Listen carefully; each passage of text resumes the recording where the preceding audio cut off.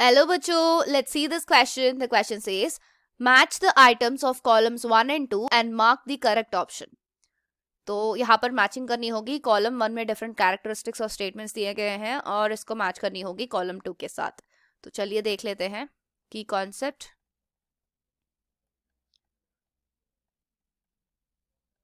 This is about किसके बारे में? नोबल गैसेस के बारे में. Noble gases. The first statement, its partial hydrolysis does not change oxidation state of central atom.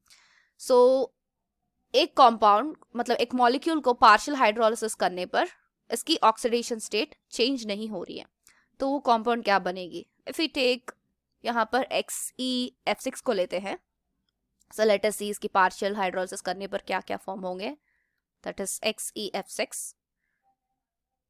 XeF6 when you treat with H2O, it forms XeOF4 and along with this 2HF form होगी. And XeF6 को अगर 2 moles of H2O के साथ treat करेंगे तो हमें मिलेगा XeO2F2 plus 4HF. कुछ इस तरह होगा. तो अगर इसका ऑक्सीडेशन स्टेट यहाँ पर कैलकुलेट करते हैं, यहाँ पर +6 होगा और यहाँ पर भी अगर कैलकुलेट करते हैं तो XeOF4 की that is X plus of -2 plus 4 into -1 equal to 0.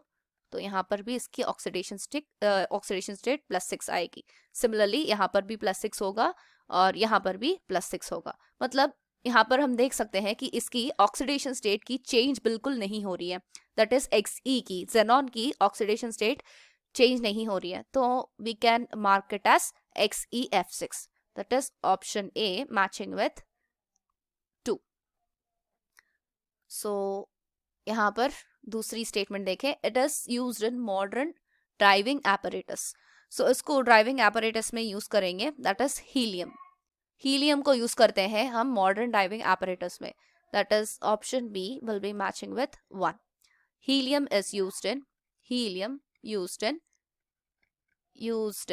modern driving apparatus. इसको यूज करते हैं हीलियम को. Next statement 3. It is used to provide inert atmosphere for filling electrical bulbs. Electrical bulbs को fill करते समय inert atmosphere मतलब reactions ना होने के कारण, मतलब रिएक्शन नहीं होनी चाहिए, इसीलिए हम इसको यूज करते हैं. तो वो होगी आर्गन. आर्गन को यूज करते हैं हम. That is argon is used to provide inert atmosphere for filling electric bulbs. That is C is matching with 4.